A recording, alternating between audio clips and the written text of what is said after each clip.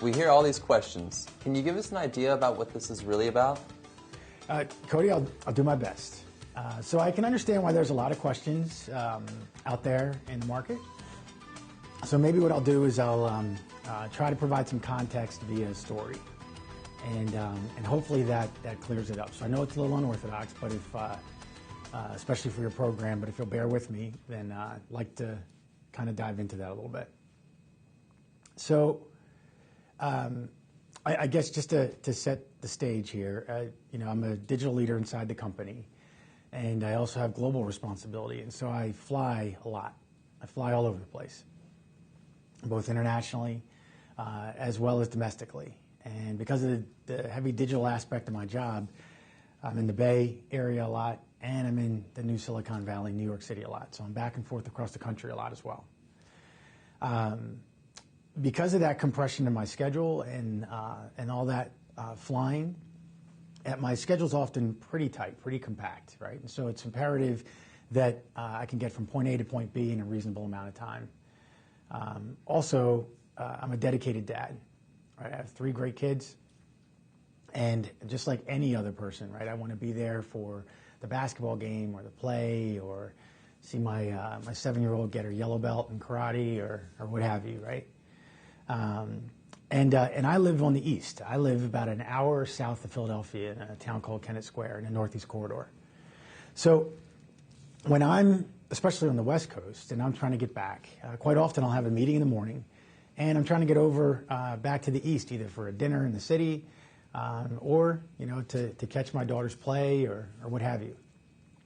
And one of the things that just crushes me is when there's weather or what have you that prevents me from being able to get there, right? Sometimes there's a ground stop in Philly, and we all know Philly has ground stops and there's no weather. So there's always some delay of some kind that can end up stymieing your ability to be able to get from point A to point B.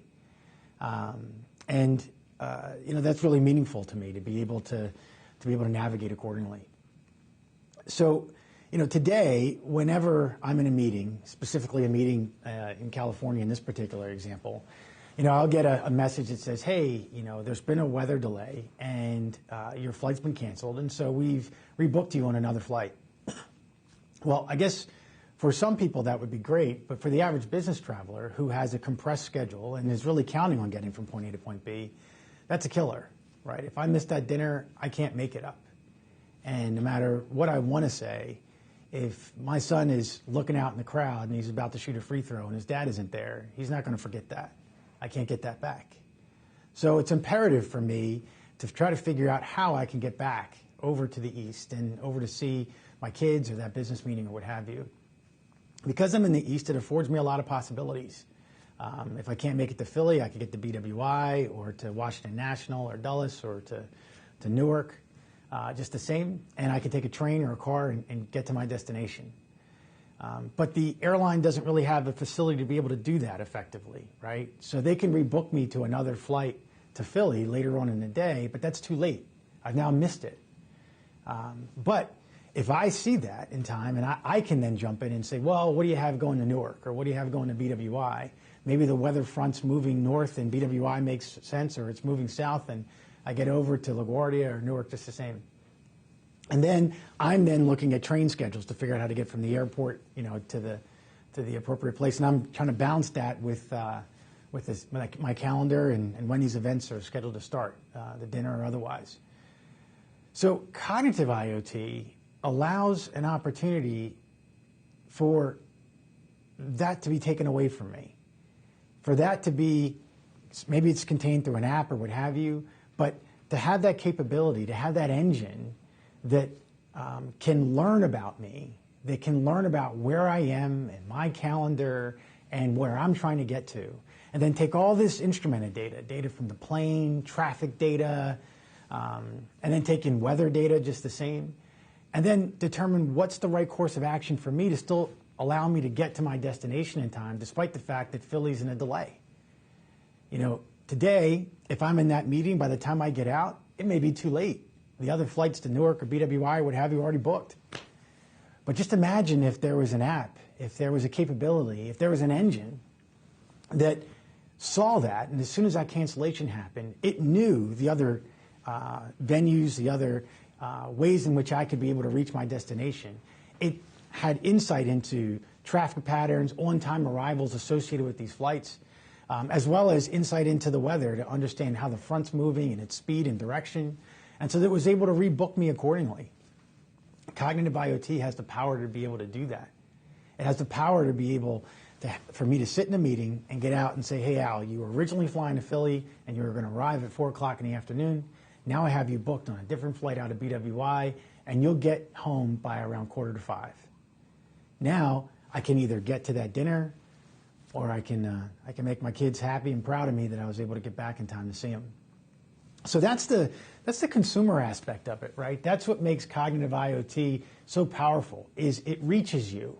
And it reaches you in a way where you don't have to know what sensors and actuators and all sorts of instrumentation is associated with IoT. You don't have to know all about machine learning and advanced math and how it does all these predictions and calculations. All you know is through an app or what have you, that you have a way to get home that's far more reliable now than it ever was before, right? That is the power that it brings to you. Now let's think about that same example, but think about it from a commercial perspective, right? In a commercial perspective, now the airline has a capability, a service that they didn't have before, right? Before, they were only able to tell you that they could rebook you on another flight, and if you had appropriate status, they would make sure you got on that next flight, because they're really good about that when you fly a bunch of miles with them. That's wonderful. But they can't learn about you to that extent that they can have that adaptation. With a cognitive IoT solution, now they have that available to them. They have this new service that they can provide. Now suppose you want to go into their mobile app or to their website. You could click it on and off based off of when you want to be able to get back and see your girlfriend. Maybe you don't travel as regularly as I do, and so you don't need the service all the time. And so they now have a model that's flexible, that says when you can use it and when you can't use it. It's more customer-centric as it's tailored to you. And at the same time, they're now able to offer different pricing around it, right? Now maybe it's even part of their loyalty program. Now maybe based off of the number of miles you fly, you're incented to fly more because as you move up in the loyalty program, this service is available to you. How many more people would want to fly that airline if they knew they had that service available to them? Now suddenly they're getting all this additional revenue coming in. Not just from the app, but just for people that are trying to build up the miles necessary to qualify in the loyalty program to have that capability. Now suddenly cognitive IoT has created a whole new business model. Maybe companies see the productivity and efficiency associated with having their staff being able to get from point A to point B in a more reliable fashion, and they sign up for it. Now it's much broader, much more widely consumed. Now that airline literally has a new channel to market, a new business model, all enabled by cognitive IoT, something that an IoT solution that's instrumented and interconnected or cognitive on its own can't do. It's the combination of those two things that made it powerful, that made it special, that made it unique and different, that really made not a 1 + 1 = 2 anymore, but a 1 + 1 = 3, something greater than the individual parts, right? That the sum is greater than the individual parts. And that's the power of what cognitive IoT can mean to you and what it can mean to an enterprise in terms of how they utilize cognitive IoT effectively to create new revenue streams, new business models. And of course, that can allow me to get home. So Al, I can clearly see now how this applies to me directly. Great. How is cognitive IoT applied to companies? Well, that's a good question. So when a company thinks about cognitive IoT, they should think about it in two frames, both from an operating model perspective as well as from a business model perspective. We talked a little bit in the example about the business model, right? This idea of differentiated service offerings, this idea of greater customer-centric products and services. And we talked about flexible commercial structures to be able to offer different types of pricing and consumption-based pricing based off of kind of how people see the value and when they need to use it, right? So you can see the business model aspect of it. But in the story, I really didn't talk a lot about the operating model side. So let me dive into that just a little bit. On the operating model side, today, people look at cognitive IoT and they say, wow, this would really be great. Now when I have a machine or an asset that goes down and it needs to be fixed, I can apply cognitive IoT. It can predict when there's a problem. It can even give me different factors and other points of consideration that I hadn't originally thought of. Bring in unstructured data, just the same, to figure out how best to optimize this asset so it has maximum runtime. And there's nothing wrong with those use cases, Cody. There's absolutely nothing wrong. But when we talk about, when you hear Goldman Sachs and Morgan Stanley and Citi and all these guys talking about the IoT market being a multi-trillion-dollar market, right? It's not just about asset management, right? Which is a specialty of IBM, right? We're the best in the world. It's not just about that. It's about something much bigger. Cognitive IoT has the potential to be the system of systems. Now, let me explain that to you. So, if you look at companies today, they've invested in SAP, they've invested in Oracle and Salesforce, they have email, they have all sorts of systems that are out there, all sorts of applications, right, that they use to do all sorts of things. Sales orders, purchase, buy stuff, make stuff, all that good stuff. So they have that bundle. Then companies also have this additional bundle of operational technologies, SCADA systems, control systems, things that actually make the line move, that makes things, right? That track how the line moves, that track how the product's being made, that tracks the quality with which it's being made. And those operational technologies sit out there. Then they have all these other sources of data. Again, it could be just workers communicating with other workers via email. It has standard operating procedures that sit in a file cabinet. They have all sorts of different other sources of data and information available to them. Then you have external data that comes in, like environment data, right? Whether it be weather or what have you, that also serves as a factor. And all those things have an impact in terms of how a company operates, how it makes and delivers its product and service, how it forecasts demand, how it determines the most effective way to be able to price a given product. How to meet cyclical cycles in their business, right? So what a company does is they utilize each one of those system sets, right? The unstructured set, the operational technology set, the transactional enterprise set, and the external set of data. They use these different sets of systems and data so that they can make the most effective decisions, right? That they can make the most effective decisions for their company. Well, a cognitive IoT system takes into account all of that. A cognitive IoT capability is an engine that literally takes data from the transactional set, the operational set, the unstructured set, and the external information. And then it provides you a frame, a way of being able to make the most appropriate decision. It becomes a command center. And then here's the really cool part. Here's the part that is really special. The more you invest in it, the more it learns.